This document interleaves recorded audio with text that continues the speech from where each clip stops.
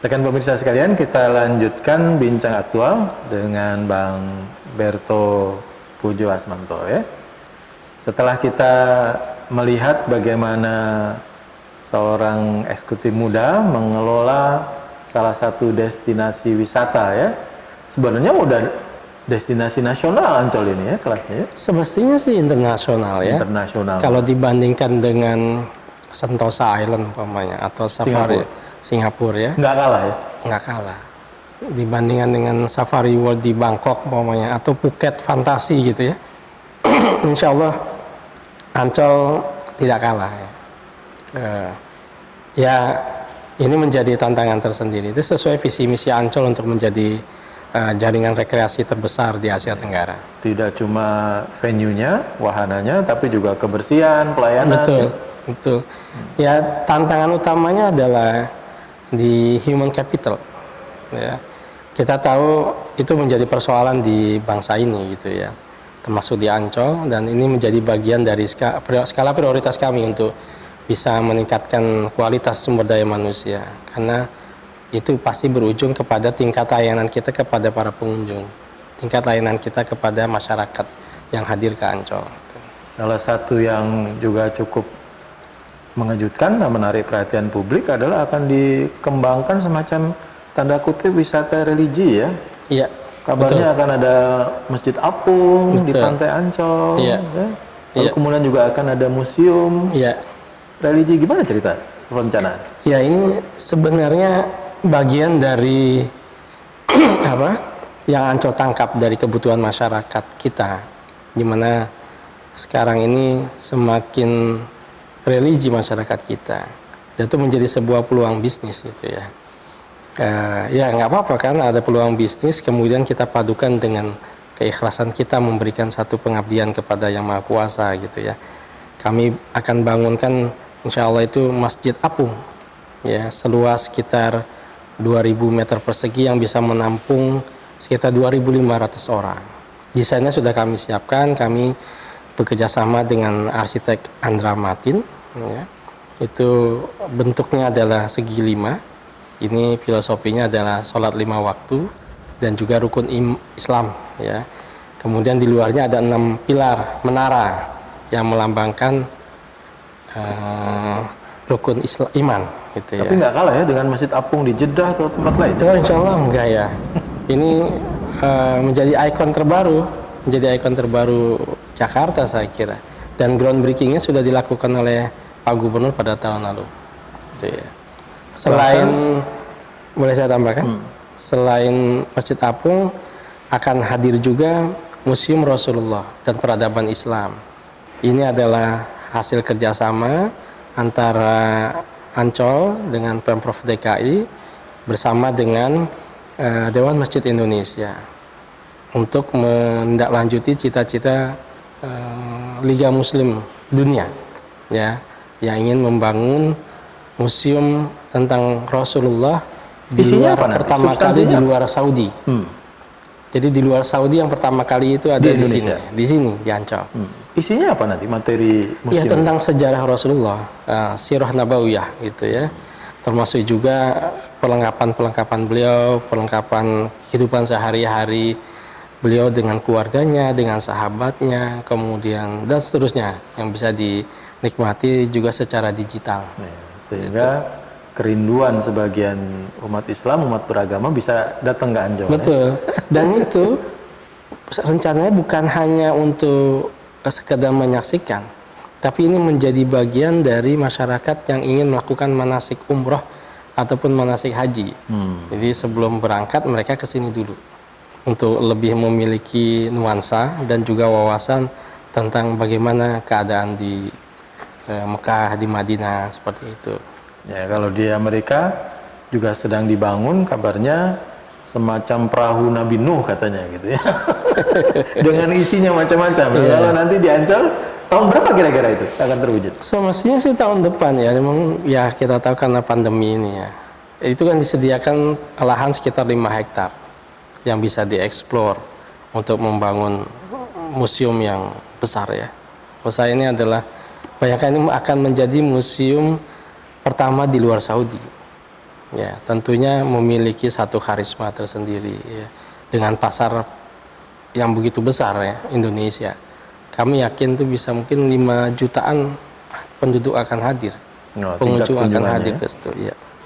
Tapi tentu saja harus dibutuhkan SDM, ya, pelayanan, ya, Betul. tamu-tamu dari berbagai negara kalau Iya. benar akan Bisa. dilakukan. Iya. Bagaimana pembinaan SDM? SDM kami melakukan pertama tentunya kami lakukan mapping, profiling.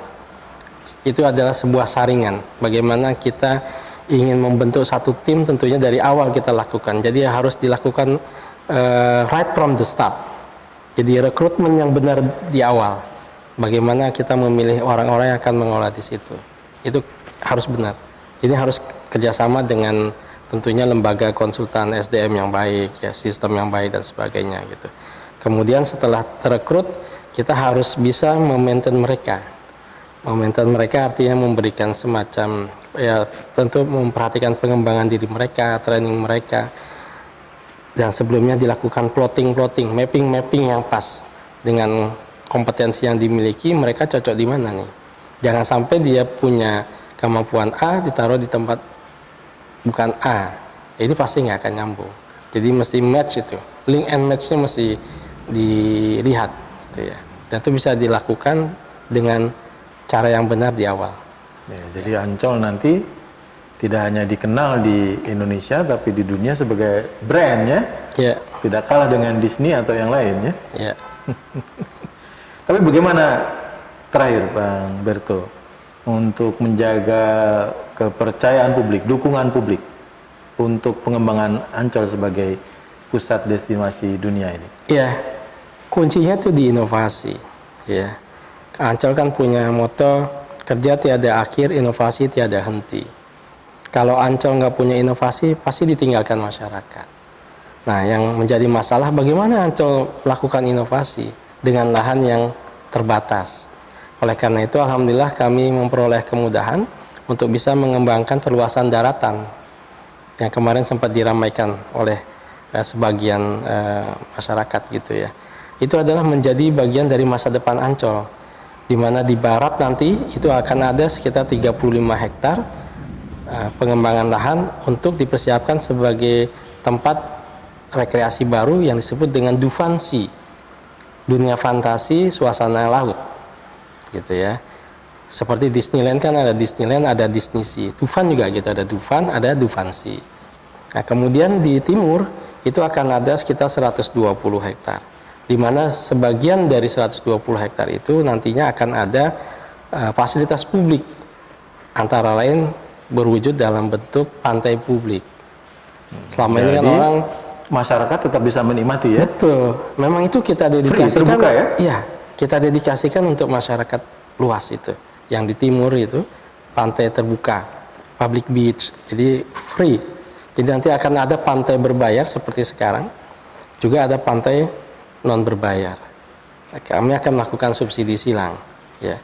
Kan menjadi cita-cita gubernur, siapapun gubernur DKI-nya sebelumnya berharap Ancol itu kan bisa digratiskan gitu ya. Tapi sebenarnya yang menjadi masalah bukan kami akan kehilangan pendapatan di pintu gerbang, tapi masalah sosial yang akan muncul. Prostitusi, ya, premanisme ketika pintu gerbang dibuka kan bisa orang masuk sembarangan aja, nggak terseleksi dia, gitu. Nah, kami lebih khawatir ke situ. Selain tentunya Ancol setiap tahun itu kan mengalami penurunan, ya, abrasi dan sebagainya. Itu kan perlu di-maintain. Ya, jadi wawasan Perlu lingkungan cost. tetap dijaga, ya. Iya. Nah, kami punya cara adalah mewujudkan mimpi-mimpi atau harapan-harapan dari owner, dalam hal ini Pemprov DKI, Pak Gubernur, tentunya adalah dengan membangun perluasan daratan di mana di situ dibangun public beach yang tidak berbayar. Kami akan melengkapi di situ dengan restoran, ya, dengan infak revenue lah istilahnya. Memperoleh pendapatannya tidak melalui pintu gerbang tadi, tapi dari restorasi, dari merchandising dan sebagainya. Nah, kalau kurang kita subsidi dari tempat yang berbayar. Ya, Dan itu menarik. kami peruntukkan untuk masyarakat. Jadi dari masyarakat kembali kepada masyarakat. Betul, betul. Menarik sekali perbincangan kita dengan eksekutif muda Bang Berto Pujo Asmanto yang menyatakan inovasi tiada henti ya, Ya. buat pengembangan wisata ibu kota kelas dunia. Tapi kuncinya tadi harus pantang menyerah.